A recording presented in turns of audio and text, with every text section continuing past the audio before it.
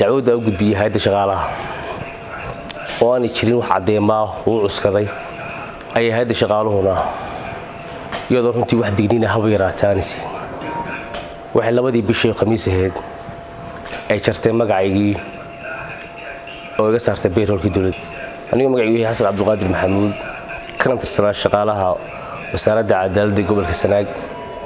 wuxuu barasabka gobolka uga gudbiyay dacwad uu gudbiyay xarunta hay'adda shaqaalaha guud dacwadaas oo ahayd inaan la kulmay murashaxa madaxweyne xisbiga wadani Dr. Cabdiraxmaan Maxamed Cabdullaahi dacwada u gudbiyay hay'adda shaqaalaha oo aan jirin wax cadeema oo cuskaday ay hay'adda shaqaaluhuna iyadoo runtii wax digniina haba yaraataanisi waxay labadii bishii khamiis ahayd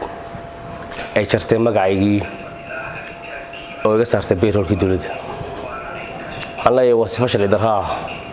oo loo maray dariiq aan sharci ahayn oo hay'adda shaqaaluhu wax digniina oo haba yaraatay siyaani jirin isla markaana wax cadeynaya dacwada gudbiyay barasabka oo cuskaday la kulmay murashaxa madaxweyne xisbiga wadani wax cadeema ah haba yaraatay oo kula dhayn aan jirin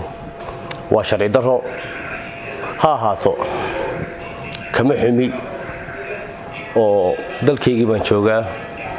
waan ku kalsoonahay runtii kartidii iyo aqoontan shalay shaqadan ku helay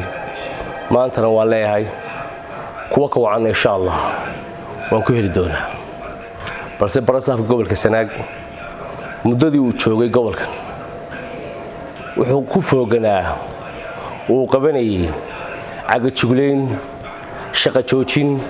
iyo mushaharaakin shaqaalaha dawladda ee ka howlgalaamaha kala duwan ee gobolka kuwaasoo hal degaan ka soo wada jeeda inta leeg ayay ku qaadan kartaa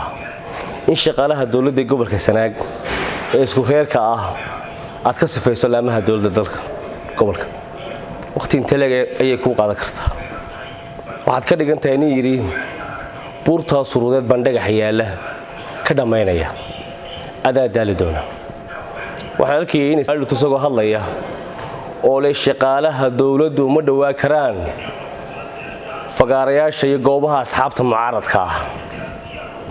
waxa isweydiin leh waxa shaqaalaha dawladda u diidaya in goobaha iyo fagaarayaasha asxaabta mucaaradka ay